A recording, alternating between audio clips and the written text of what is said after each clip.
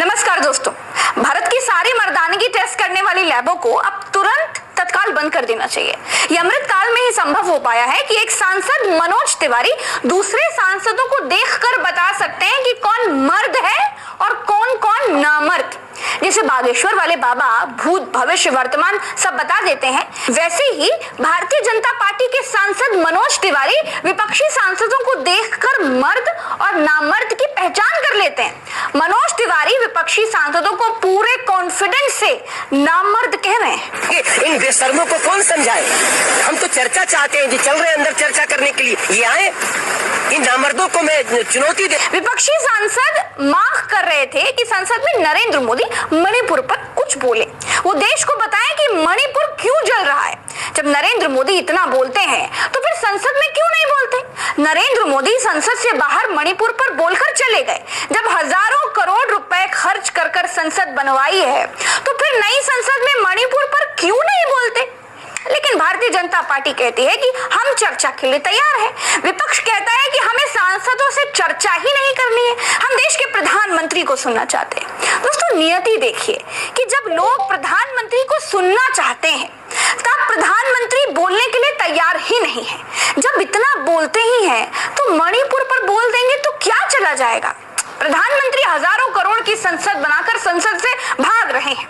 हमारे देश के प्रधानमंत्री हमारे राज्य मणिपुर पर नहीं बोल पा रहे, लेकिन इंसानियत की बलि चढ़ता देख ब्रिटेन की संसद भारत के मणिपुर पर चर्चा कर रही है। ब्रिटेन की संसद चिंतित है कि कैसे मणिपुर को हिंसा से बचाया जाए। ब्रिटेन की संसद में कहा गया कि ब्रिटानी संसद में बोलते हुए फियोना ब्रूस ने दावा किया कि मणिपुर में हिंसा में सैकड़ों चर्च जला दिए गए। उन्होंने कहा कि मणिपुर में हुई हिंसा सोची समझी साजिश है।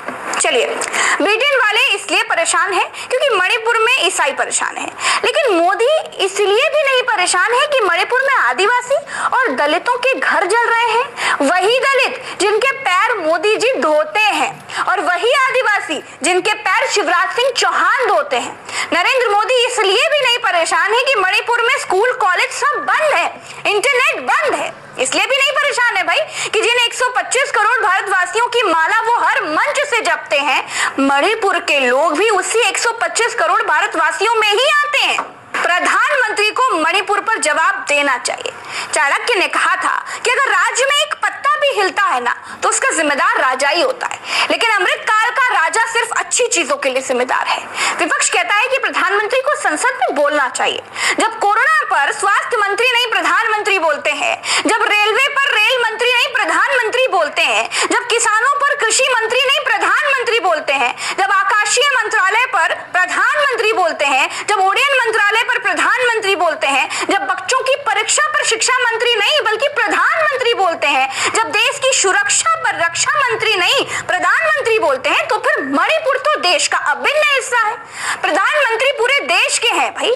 मणिपुर पर विपक्ष प्रधानमंत्री से जवाब चाहता है, लेकिन प्रधानमंत्री बोलते ही नहीं। पता नहीं क्यों प्रधानमंत्री को मणिपुर से इतना डर लगता है। भारतीय जनता पार्टी के सांसद मनोज तिवारी ने प्रदर्शन कर रहे विपक्षी सांसदों के बारे में कहा कि इन बेशर्मों को कौन समझाए? हम तो चर्चा चाहते हैं, जी चल रहे अंदर चर्चा करने के लिए, ये आए। इन नामर्दों को मैं चुनौती दे। इन नामर्दों को मतलब विपक्ष के प्रदर्शन वाले सांसदों को शिलाजीत एक अरसे से अपने ब्रांड एम्बेसडर के लिए तरस रही है।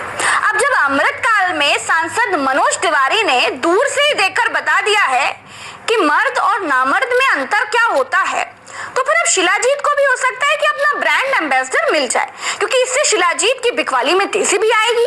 नामर्द लोगों को इसके लिए जागरूक किया जा सकता है। अब पोटेंशियल एक बीमारी है, मनोज तिवारी के अथक प्रयासों से इसे समाज से दूर किया जा सकता है। कौन जाने, जैसे बागेश्वर वाले बाबा मन की बात जानने की शक्ति रखते हैं, वैसे मनोज तिवारी में भी नामर्द पहचानने की कोई शक्ति हो सकता है। प्रधानमंत्री को चाहिए कि मनोज तिवारी की शक्तियों का सदुपयोग करे और इससे देश के लिए कुछ अच्छा करे। मनोज तिवारी को संसद की गरिमा और भोजपुरी सिनेमा में अंतर ही नहीं मालूम है। उनको ये नहीं मालूम कि बेबी बियर पी के कहीं भी छम छम नहीं कर सकते। उनको नहीं मालूम कि मेक इन इंडिया का प्रचार कितना भी हो जाए, लेकिन लहंगा रिमोट से उठा दिखाना मर्यादा नहीं है। उसी तरह से एक सांसद जो जनता का प्रतिनिधित्व करता है वो किसी को नामर्द नहीं कह सकता। संसदीय मर्यादाएं इसकी इजाजत नहीं देती, हमारी संस्कृति इसकी इजाजत नहीं देती। आज के लिए इतना ही। वीडियो अगर पसंद आए